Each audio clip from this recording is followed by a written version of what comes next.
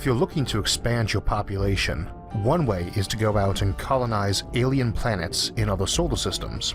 Another is just to build your own planets. But if you like having a lot of elbow room, nothing quite beats a Ringworld.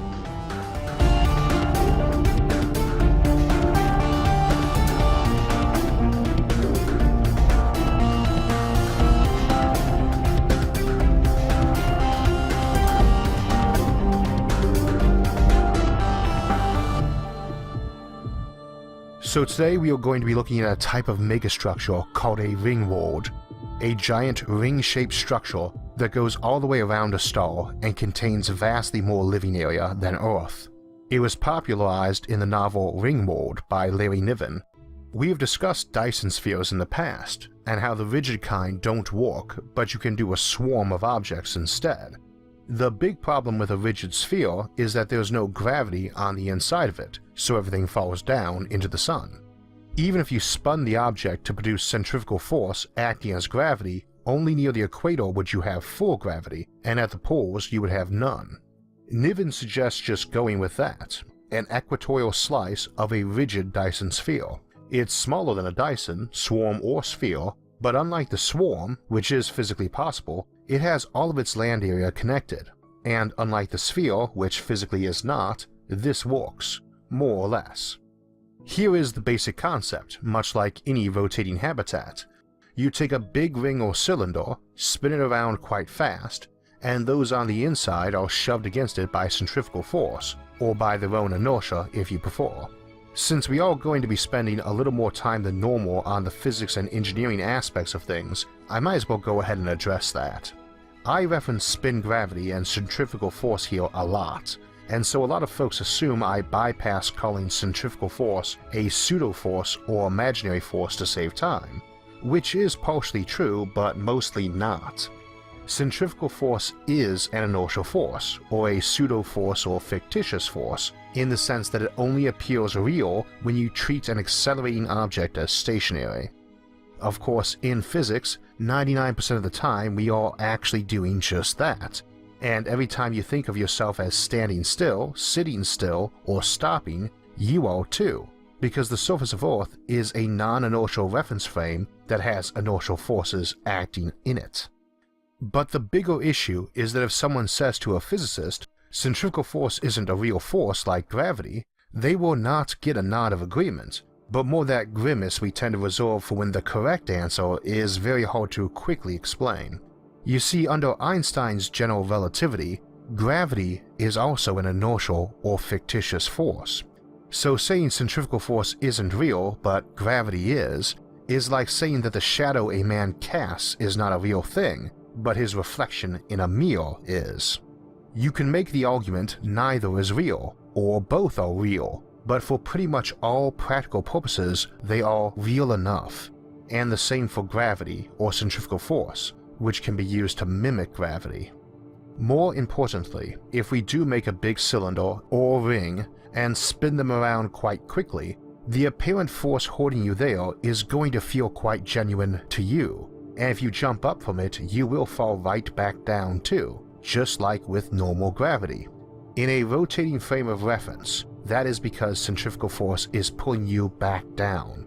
To an observer watching from outside, you didn't really jump up, you jumped up a little while flying forward in the same direction as the spinning ring, and ran back into it at about the same place on it you left. Now, to make something big enough, it would wrap around an entire star at about the distance Earth is from the Sun, 1 AU or astronomical unit, and give it Earth gravity, would require that it spin around not once or twice a minute, but about 40 times per year, every 9 days, and that it have a velocity of about 1200 kilometers per second. That's one of those ridiculously huge numbers. Sounds small compared to the speed of light, 0.4%, but it is also over 100 times the escape velocity of Earth. If you had a ring spinning like this, you could jump off the side and fly off into interstellar space and arrive at Alpha Centauri in about 1,000 years.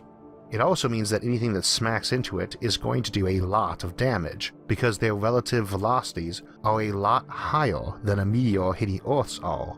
It is worth noting though that this is why so many of us who discuss this topic often prefer a giant swarm of smaller rotating habitats instead, since their main disadvantage compared to a ringworld is you can't walk from any given point on them to any other point in the swarm, which is unfortunate but not really an inconvenience for any civilization capable of building such things anyway. And as we saw in the Dyson Spheres episode, you can create a variant called a rung world that still lets you walk around the whole thing, even if you might have to do occasional brief stretches in low or zero gravity, though these can still have air and even water if you don't mind employing some pumps.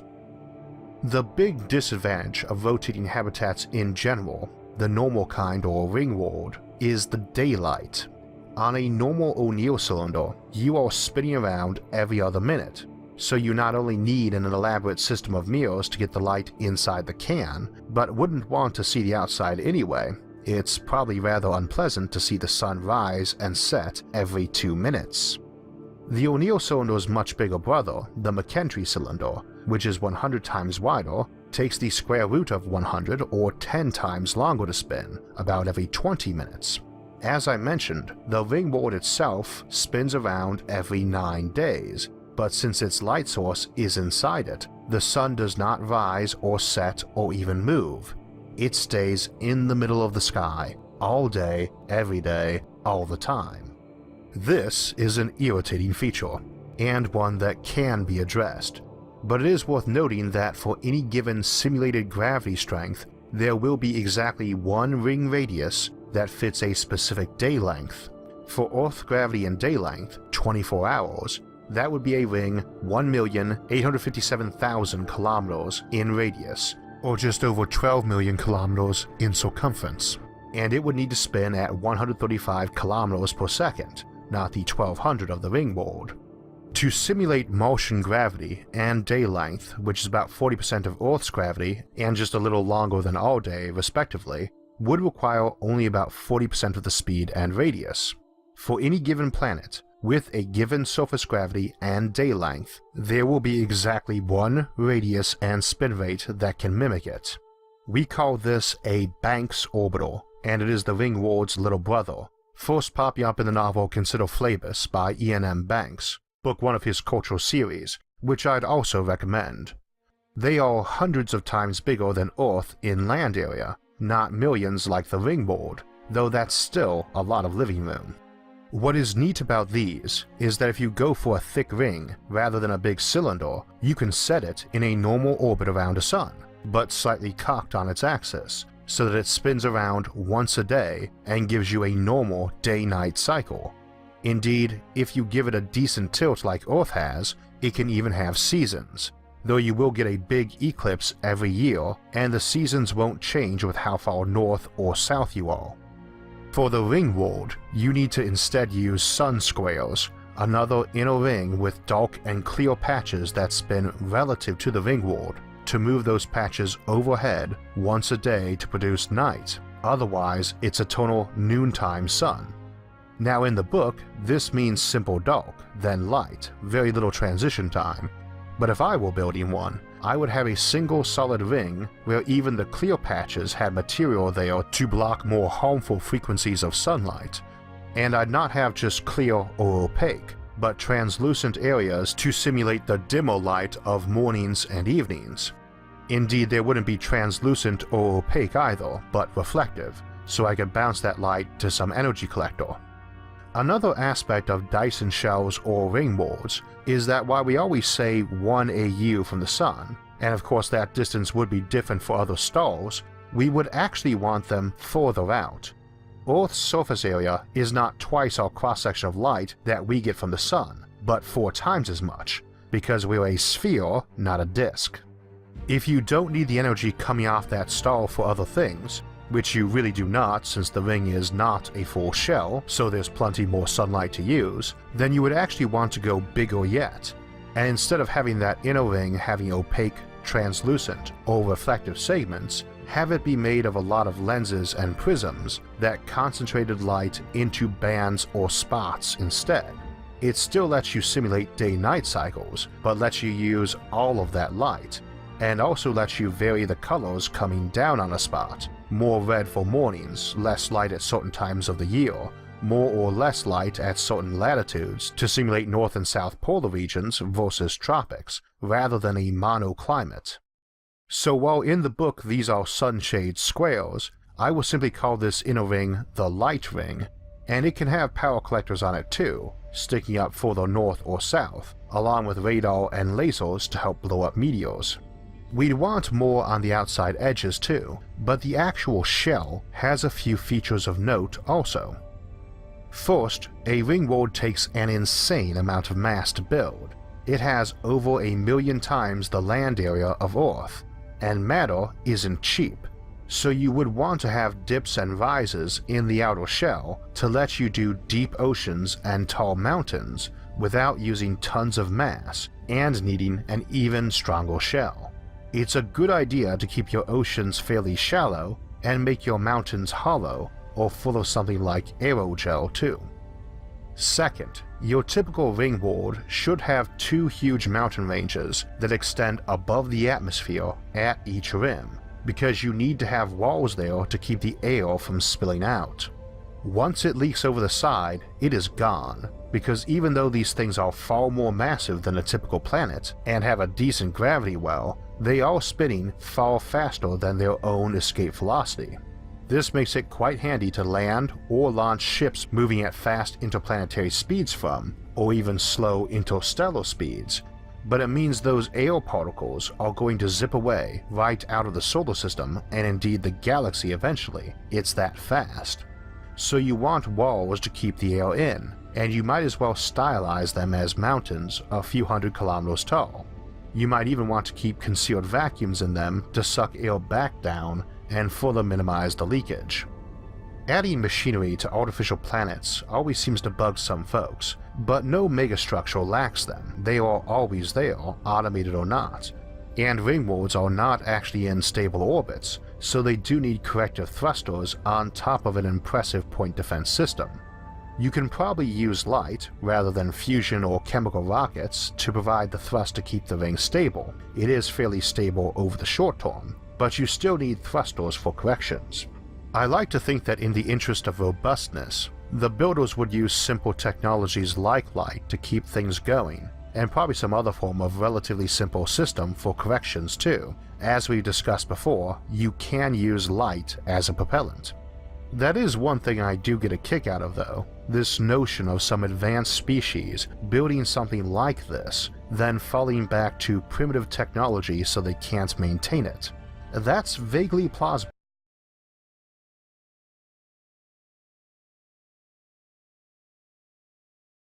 As we've discussed before, you can use light as a propellant.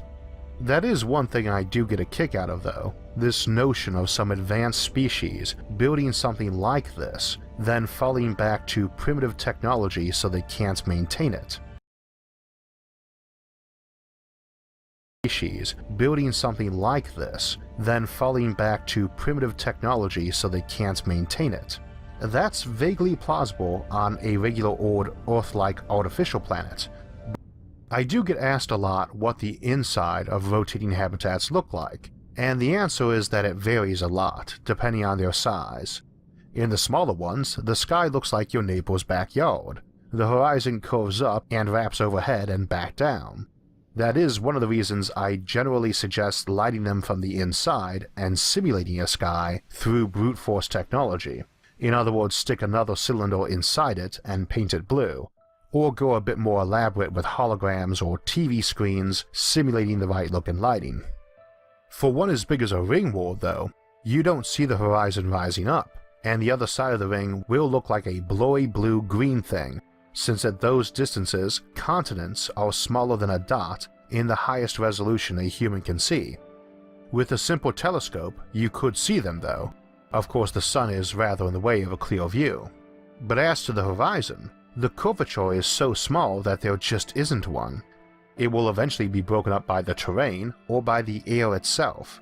On the sea or a very flat area, or seen from a great height so land isn't in the way, it would seem like a hazy band where sky blends into earth or sea, probably with a red tint, like a perpetual sunset. I suspect you'd probably have a lot of smaller mountain ranges dividing areas up too. Lots of hills and valleys are a good way on any large rotating habitat to remove the appearance of a weird horizon. Now we are normally only looking straight up through about 10 kilometers of air. In the mornings and the evening, the light is coming in at an angle, so it passes through a lot more air, thus the reddish color near the sun rainbowing outward. Here, the reflected light of the rest of the ring has to pass through a lot of air to get to your eyes from the parts near you on the ring, so it will re-emerge like a giant rainbow arch across the sky from over the non-horizon once the amounts of air in between you and it, both by your and by its position, drops to enough to allow clear vision. So people on the ground will see this more like a giant glowing bridge across the heavens, though your inner light ring will interfere with that too, depending on how close to the ground it is. Get up on a tall enough mountain and you might be able to tell it's a ring, and if folks have telescopes and communicate with folks decently far away, their maps of that sky bridge are going to start making it very obvious they live on a big ring that bridge is part of, not a big flat earth with a bridge over it. Same as we realized we live on a big flat planet that just seems flat close to it, but is curved over very big distances.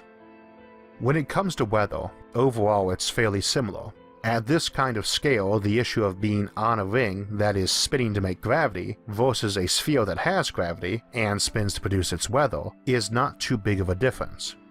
The important thing though is that you do want to have mountain ranges and go for relatively normal sized continents and seas, rather than trying to make continents 100 times bigger than Eurasia or oceans 1,000 times the size of the Pacific. This helps make sure storms can't build up over huge distances, and that water evaporating on an ocean can get deep into a continent.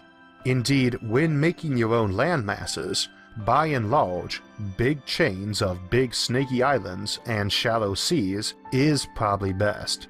You might be able to make continents 100 times bigger than Eurasia, but you probably want to keep most of them the size of England or smaller, gives you a lot more coastal real estate. And while I'm sure you would want some deserts and tundras, I don't think you would want as much of them as we have on Earth, percentage-wise. These things have a ton of space, but there's no point being wasteful with it. Build mostly the land you like, and use smaller proportions of the kind you don't. If you are low on space, make the ring wider, or build another at a different angle. Multiple ring worlds cocked at angles can form a Dyson sphere. Again, these things also take a lot of mass to build, depending on how wide you want to build one, north to south, and how deep you want to make the land. You could disassemble all your own planets, and even mine out neighboring solar systems to build one, but as we discussed before, most of our solar system's heavy elements are in the sun, and there's more than enough there to build one if you can get star lifting working.